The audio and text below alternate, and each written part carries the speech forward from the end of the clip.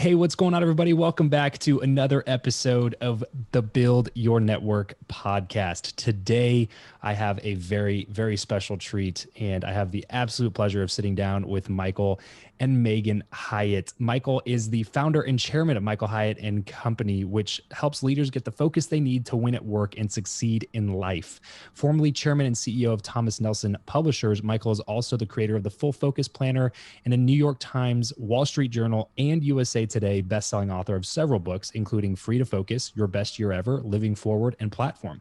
His work has been featured by the Wall Street Journal, Forbes, Inc., Fast Company, Business Week, Entrepreneur, and just about any other publication you can think of. Michael has been married to his wife, Gail, for more than 40 years. They have 5 daughters, 3 sons-in-law, and 9 grandchildren, and they live just outside of Nashville, Tennessee. Megan Hyatt Miller is the CEO at Michael Hyatt and Company. She is also the co-host of the Lead to Win podcast, which is consistently featured in the top 100 in Apple Podcasts. As the architect of Michael Hyatt and Co.'s standout culture, she's committed to helping her team win at work and succeed in life while also delivering phenomenal results to their customers. Under her leadership, the company was named as one of Inc. magazine's best workplaces for 2020, which ranks the top companies in America for their employee engagement. When she's not taking the company to new heights, she's fully present at home with her husband and 5 kids outside Nashville, Tennessee. Guys, it's going to be such a fun conversation that I have with Michael and Megan. I can't wait to dive into a couple of things. But first, really, really quickly, if you are a podcast host or a podcast guest, you like to get booked on podcasts, and you're going to want to head over to guestio.com to check out the new software that my team and I put together. Think about Cameo, that app that lets you buy shout outs from celebrities. It's like Cameo, but it's for buying interviews with some of your favorite guests that you can bring onto your show for increased credibility, authority, and more listeners on your podcast. So head over to guestio.com, create a free profile, and get started today. Michael, Megan, thank you so much for taking the time to join me today on the show.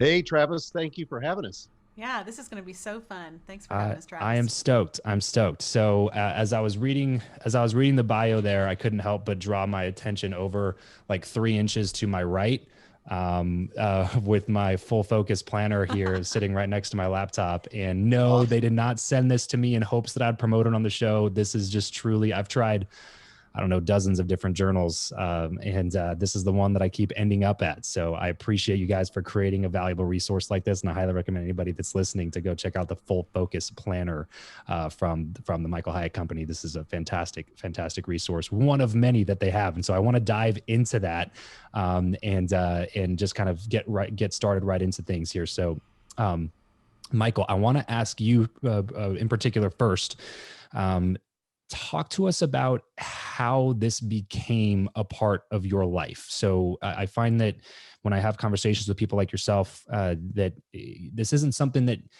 you probably thought you were going to be doing when you were 15, 16 years old. You know, this wasn't really a career path that was popularized to, you know, sell your knowledge online through courses and books and journals and all this other stuff. So rewind the clock for us if you can. Let's say 12, 13-year-old Michael Hyatt.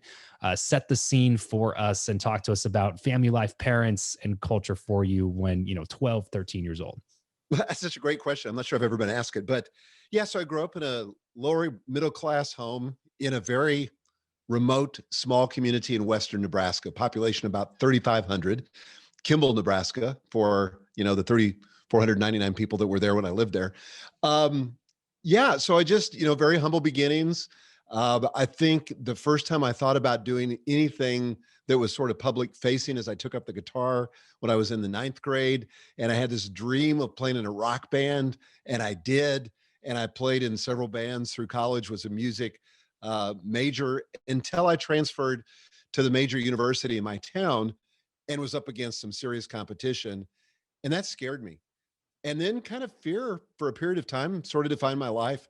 I thought about public speaking, and in fact, I did some public speaking, but it always scared me to death. So I always tried to avoid it, never thinking that one day that would sort of be the defining characteristic of my life.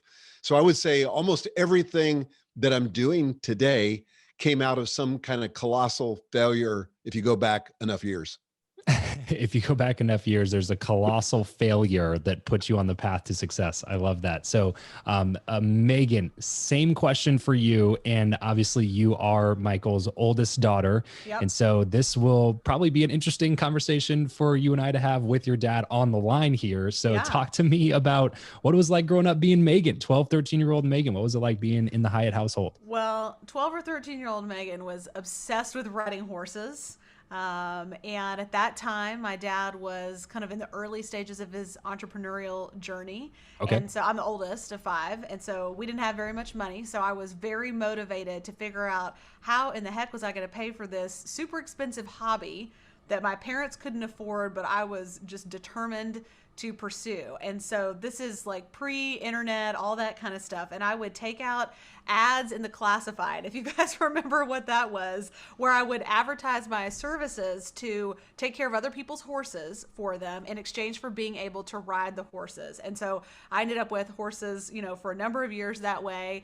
Had to get really creative. I cleaned houses in my neighborhood to pay for my riding lessons and all kinds of stuff. So if you would have asked me at that stage, what was I going to be when I grew up, I would have said probably a horse trainer or a vet, which, neither could be further from what I'm doing now, but was still important in my journey.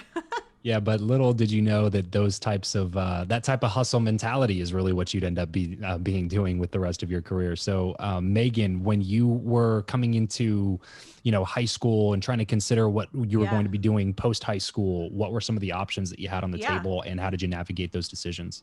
Well, it's funny. I ended up really being interested in design, interior design, and marketing later. Really, most of my career before Michael Hyatt Company was in marketing, but that's not what I thought I was going to do when I was in college. I thought what I was going to do was interior design. So I feel like I kind of have an unconventional path, which I think a lot of entrepreneurs can relate to. How I ended up as the CEO of Michael Hyatt Company would not have been predictable if you had known me as a kid or as a high school student or a college student or even early in my career necessarily, except for the fact that I think I had a lot of drive. I had a lot of perseverance and kind of the ability to just figure things out. One of the lessons that I always like to credit my dad with teaching me is that, you don't have to know how to do everything you want to do in your life. You just have to find the person who knows how to do it. And again, this is like pre-internet, so it was all about like going to the library and getting books and, just really researching and trying to figure it out. And that's something he kind of learned from his dad. But I think that's been really empowering for me as I've navigated this journey that's ultimately led here to leading Michael Hyatt Company.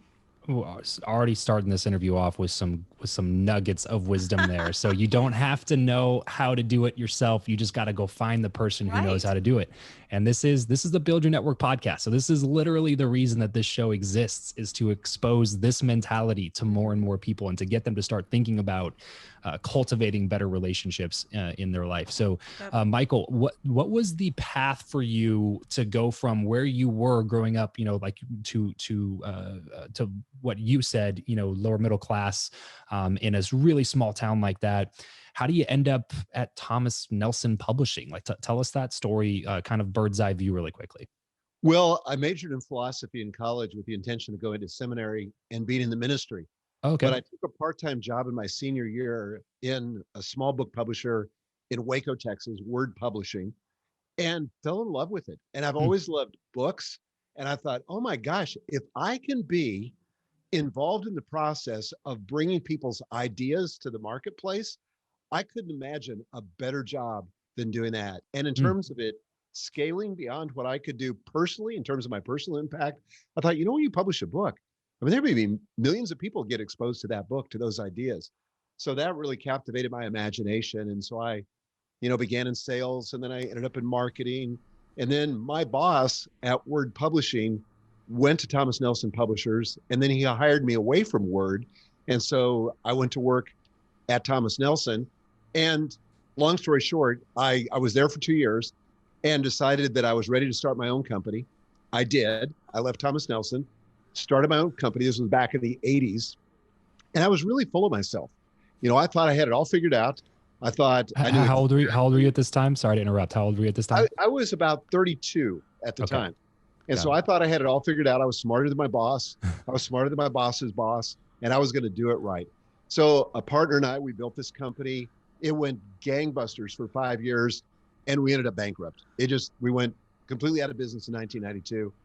And so then we rolled forward into a literary agency, and I ended up going back to Thomas Nelson, sort of now with my hat in my hand, my tail between my legs, and started sort of at a low rung as a divisional manager, and ended up through a series of events over the course of several years being promoted to the CEO and the chairman, where I served in that role for about 6 years. Got it. So timeline wise here, you get into publishing pretty much immediately. Yep. And stay in that industry for a couple of decades then before you ventured out on your own. Yeah, 30. When I started Michael Hyatt Company, it was 2011. So that was 10 years ago. And I was 55, which a lot of people said, that's pretty old to be starting a second career. Well, by that time it was like my fourth career, but there's a lot of advantages of starting older. I'd made a lot of mistakes, which is kind of a prerequisite for, whether you're building a network or building a business. If you get some mistakes under your belt, embrace them. That's kind of the kind of learning that you need to be able to do well in your own business. Sure. I have one quick question for you on that, Michael, before we move on to a couple questions for Megan. So in this day and age, right, it's social media age where, imposter syndrome is rampant, but also so is trying to keep up with the Joneses in a lot of senses, especially online. How would you think somebody can navigate a big life, quote unquote, failure, similar to the one that you had when you were in your mid to late 30s with your publishing company? How can somebody navigate those waters of failure now when it's so public and so many people see that failure? I feel like a lot of people are struggling with how to deal with that, and it prevents them from attempting anything to begin with because they're so afraid of having all their contact list, their friends, their family, their followers see them in a light of being a failure. And so do you have any advice around that? I do. I think that a lot of times we think that it's our successes that create respect and create the connection that we desire for our business to succeed or whatever. And it's really not. And in fact, it's our successes that sometimes people can't relate to and make us feel like we're not approachable. But when you've had enough failure in your life and you're willing to be open and vulnerable about it, that's what people connect to, because that's the human experience. And so, for example, in the new book that Megan and I wrote called Win at Work and Succeed at Life, it's a book that really advocates for life balance. And it came out of a hard experience that I had 20 years ago about a confrontation that I had with my wife in the den because I was a workaholic. And it was very much a failure. And especially when I look back on it, but me being able to write about that 20 years later is the very thing that when people read it, they go, oh my gosh, that's me. I've had that same conversation with a spouse, or I'm about to have that same conversation if something doesn't change.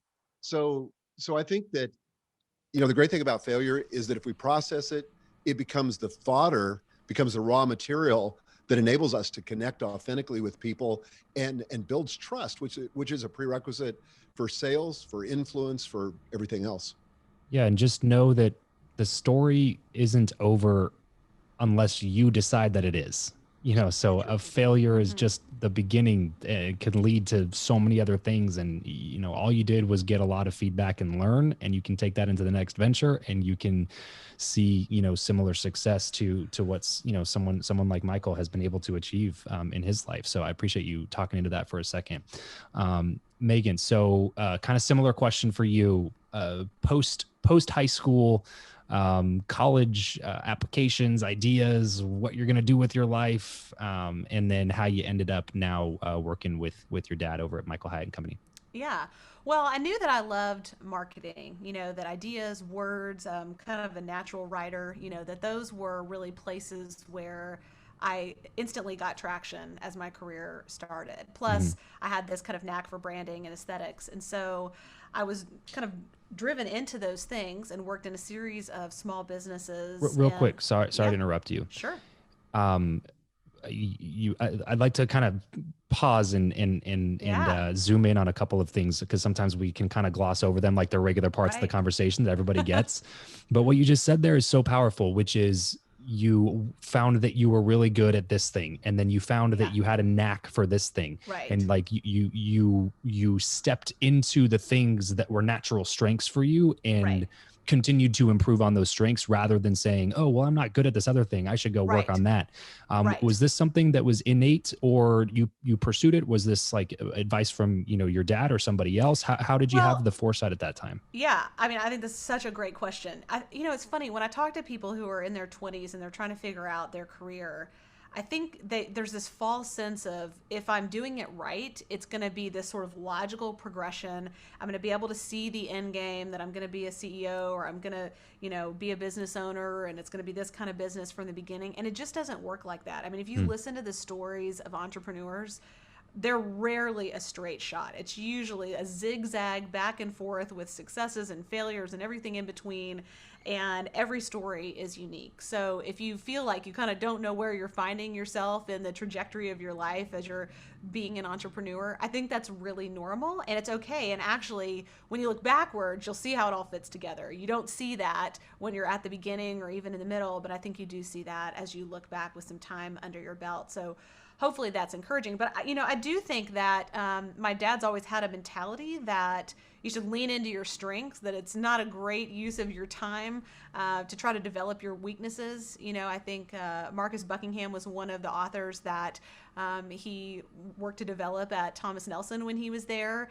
And, Marcus talks a lot about that idea of strengths and in his work. And so I think that was really influential. For example, there are things that I am absolutely not good at, for just a couple of things: extensive, detailed planning, finishing things I'm not great at. Anything that's kind of in the details or logistics is kind of like a dirty word for me, but if it's creative, if it's big picture, if it's idea oriented, if it's vision casting or futuristic or strategic, that's where my strengths and gifts are. And so I think what happened for me is, along the way, I started kind of putting together the pieces of, that comes naturally to me. That writing thing, that copywriting thing, that comes naturally to me. I have a good sense of how branding ought to work. And all of a sudden, they start to come together enough that you start to build a career and really get clear on where you add value in the world. So unfortunately, there's no FedEx that shows up at your door that tells you exactly how it's going to work or what you're going to be. But if you pay attention and really cultivate that sense of self-awareness, I think you start to see the pieces fit together. Okay, so I wanted to ask about that, but I did interrupt you in the middle of your story, that's so fine. please continue. I'm trying to remember what story I was telling. Yeah, so post college, you're getting into your career, find that you like to that you have a natural knack for aesthetics and design and marketing, and then pick it up from there. Yeah, so that's really where I spent my career until about 2011, when my husband and I adopted 2 boys from Uganda. I married him in 2009 and inherited 2 kids that way. So in 2 years, I became a mom of 4 kids. Wow. And that was a pretty, drinking from a fire hose kind of a situation, and a little overwhelming, to be honest. And so I decided, you know what, when we adopted our boys, they had some special needs, and I decided to be a stay-at-home mom for a period of time. That only lasted about 9 months, until I realized actually I was going to need some additional input besides that, that was just, I wasn't necessarily wired for that in the way that I thought I might be. So I went to work in my dad's new company, Michael Hyatt Company, there just part-time, really, as, a way to have an outlet outside of my kids. That just quickly snowballed and took on more and more and more responsibility. I was quickly working full-time. And a couple years after that, he came to me and he said, hey, I really feel like the time is right for you to become the chief operating officer in the company. And that would free me up to focus on some areas that right now I can't focus while I'm running the company, day to day. And so we talked about it. And honestly, half of me was excited and half of me felt sick to my stomach. And the sick to my stomach part is really what we talk about in this book, Win at Work and Succeed at Life, because I felt this tension. What we talk about is the impossible choice of, I have these kids with some special needs who need my full attention. I can't delegate that to somebody. Right. This is not an outsourcing thing. They need their mom. And I know I have a lot to contribute professionally, and I love creating things. So how do I reconcile that? kind of in the meantime, I heard someone talk, a female CEO talking at an event, someone you may know actually, Shalene Johnson, Oh who yeah. was talking about how when her kids were at home, she decided to quit work every day at 3:30 so she could pick them up at school. And I'm sitting there in the audience, like my head just exploded. Like, wait, people are doing this? This is like a thing, you know, because she's super successful and super ambitious. And, you know, I'm looking up at her on stage and thinking, like, man, if it works for her, you know, maybe I can do it. Well, I came back to my dad and I said, hey, I want to say yes to this opportunity. I really feel like I can serve you well in this capacity, but I'm going to need to be done every day at 3:30. I mean, I like literally took the page out of her book, and I can't work in the evenings. I can't work at night. I can't travel a lot. But I can give you 6.5 hours a day, and I think I can deliver, you know, some great results. And he said, okay, I'm willing to give it a shot. You know, what matters to me is the results, not how much time your butt's in the Sure. chair. You know, that's Sure. not what matters. And that was an experiment that we started back then, many years ago now, and we've been going ever since. And honestly, this is something we talk about in the book. The constraints that I put around my workday, I think, are really a huge reason why I've been able to be successful now as the CEO of the company, but also in part to why our company's been able to be successful. Yeah, and man, I could not agree with you more on that, because there's something to be said for focused time rather Absolutely. than sporadic time. And when you view your time in a day as being more in abundance, as in, hey, it's only, 10 a.m. I have until 8 p.m. or Right. give or take to be able to get some stuff done. You tend to like get yourself busy, getting caught up in social media or your email inbox or all these other things that are pulling you away from the things that you're actually supposed to be doing. But when Yep. you know that, hey, 3:30, I'm out of here, you have Hard to stop. schedule your time Hmm. to be extremely productive during that time period. So, Exactly. man, props to you, kudos to you for being able to set those lines and then also be able to produce within the time period Mm. that you were working there. And then props to you, Michael, as well, for giving her the space to do that, because I find that a lot of people don't want to take chances like that, and I think that more and more the workforce is going to continue to move to these types of models where you're starting to realize that, hey, people don't have to be here 9 o'clock to 5 o'clock every single day. Like, it doesn't even make any sense. Most, there's 2 or 3 hours that's just wasted in meetings that shouldn't be happening, and water cooler conversations and this and in that. And if you were, traveling, but only could give me 4 hours, you'd probably get the same amount of work done as you would be here in the office with 8 hours. And so, I think that a lot of companies are moving that way. Was this something that was an inkling that you, like, a feeling that you had, Michael, or have you always kind of looked at work and career more from a productivity standpoint rather than an hours put in standpoint? Yeah, I would say that's my general orientation is the results you produce, not the amount of hours that your butt's in the chair.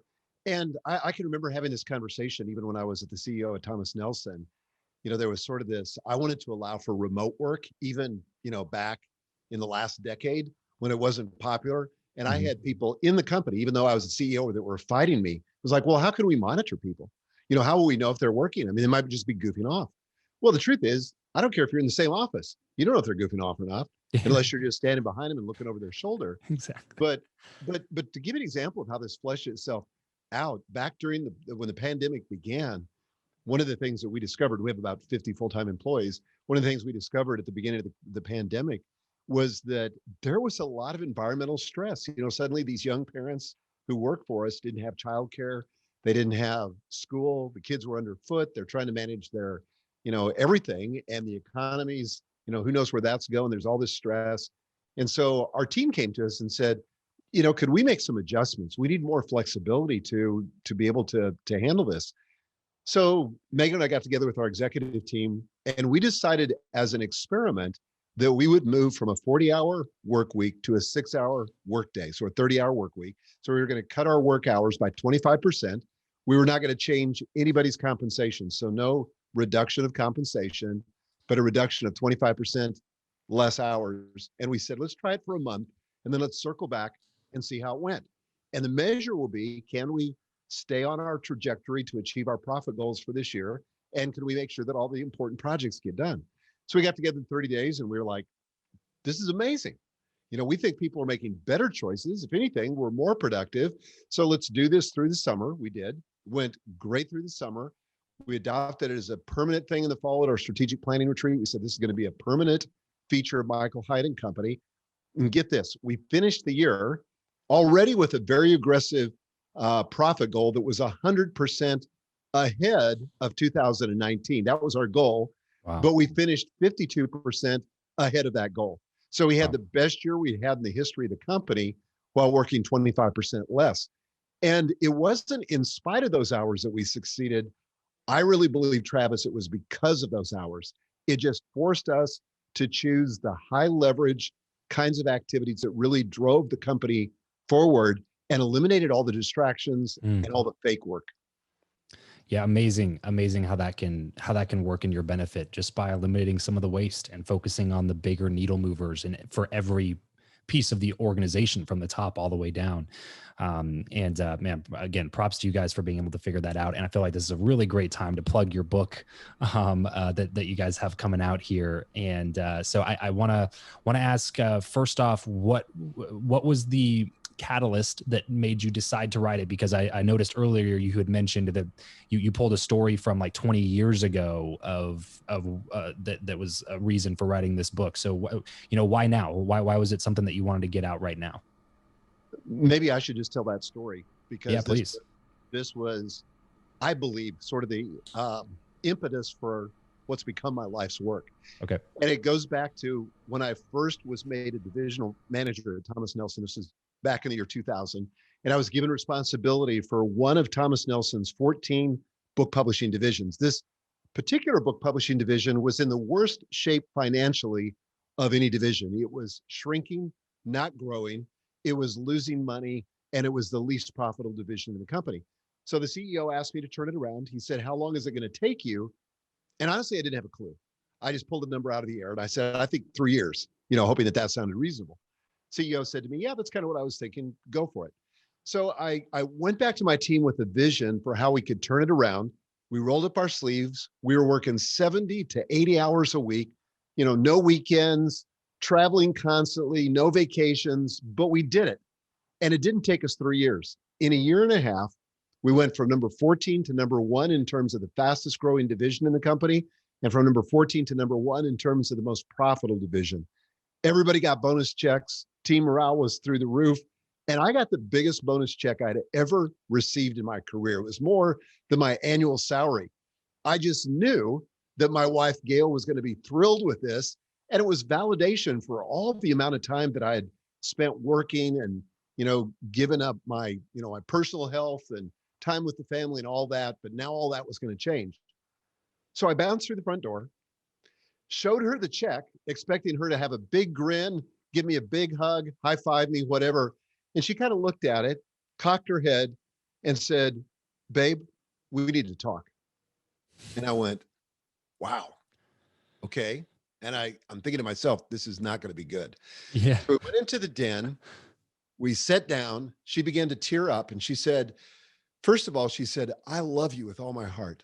And I so appreciate the hard work that you do on behalf of the family. But I got to be honest, you are never at home. And she said, even when you are, you're somewhere else. You're not fully present. And I felt very defensive. I wanted to defend myself. I didn't say anything, thank God. But I knew she was right. And then she said to me, she said, your 5 daughters need you now more than ever. And then she began to cry. And she said, if I'm honest, I feel like a single mom. And I'm not sure how much longer I can hang on. So here I was, Travis. I felt like I'd reached, the pinnacle of success and suddenly discovered in that moment that it was a false summit. And I was faced with this impossible choice. Either I can win at work or I can succeed at life, but I can't do both. I have to pick one. And that sent me on a quest to try to find a third option. And that's really been what I've tried to do for the last 2 decades. It's the foundation of our coaching practice. The development of all the content that we create is all for the purpose of helping people get what we now call in the book, the double win, where you win at work, you don't compromise your professional ambition, but at the same time, you don't compromise your personal health or your most important relationships. It's absolutely possible. So win at work and succeed in life. You can find this guys over at winandsucceedbook.com. So winandsucceedbook.com. There's $500 worth of bonuses if you go purchase through that particular URL. So winandsucceedbook.com. Be sure to go over there and check that out. Megan, can you give us top 1 or 2 main lessons that you would love your readers to take away from this book that you and your dad put together? Yeah. Well, first of all, that the double win, winning at work and succeeding at life, is really possible. I think we think about these things like they're in opposition to each other. True. That work and life are fighting with each other and they're always greedy for more. There's just not enough to go around. And that's not really true. In fact, if we think about professional athletes, somebody like Tom Brady, he doesn't think about his work like that. When he won the Super Bowl again this last year, it wasn't that he was struggling to find more time at home or in work to take care of himself. In fact, when he thinks about his performance, what he's doing off the field is at least as important as what he's doing on the field, and that they really work together in concert to create optimal performance. And I think sometimes we think about work-life balance as sort of this soft strategy for people that aren't that serious about top performance. And in fact, it's actually the longevity strategy for people that are serious about their highest performance for their entire life and their entire career. So if you're serious about performing at the highest level possible, then the strategies we talk about in this book are going to give you a pathway to discovering a level of performance professionally that maybe you've never been able to access before. And so these are really performance strategies. So the double win is possible. And the second thing I would say is we all know, however, that it's not possible to do everything. There's just not enough time to do it all. We've all tried, we've all failed, we've all been disappointed. It's not possible. But what we talk about in the book is that there's not enough time to do everything, but there is enough time to do all the things that are the most important to you. And that really begins to shape up the answer to that question, what is most important to you, begins to shape up your personal definition of what the double win, winning at work and succeeding at life, looks like for you. So we talk in the book, for example, about establishing non-negotiables in 3 categories. So assuming you don't have time for everything to be a non-negotiable, you're going to have to pick carefully what for you are going to be non-negotiable priorities in the areas of self-care, relationships, and professional results. So self-care, relationships, and professional results. And we've got to be clear on that, because there's no way to kind of design your life so that you can win at work and succeed at life until you know exactly what that means for you, because it can't mean everything. So we get really practical with implementation and helping you walk through that process. But those are just 2 ideas that I would point out. Absolutely love it. Winandsucceedbook.com. Be sure to go check out their book. And I want to ask you guys both this question, and then we're going to talk a little bit about networking. I'll let you go. Okay. So you guys have both been CEOs of very successful and large companies.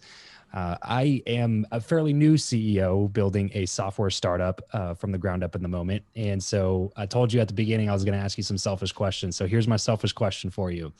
What is the job of a CEO from your perspective? We'll start with Megan and then we'll move to Michael. Well, a couple of things. First of all, I would say to set the vision for the future, that your job is to be the tip of the spear and to clear a path into the future for your team and on behalf of your clients and customers.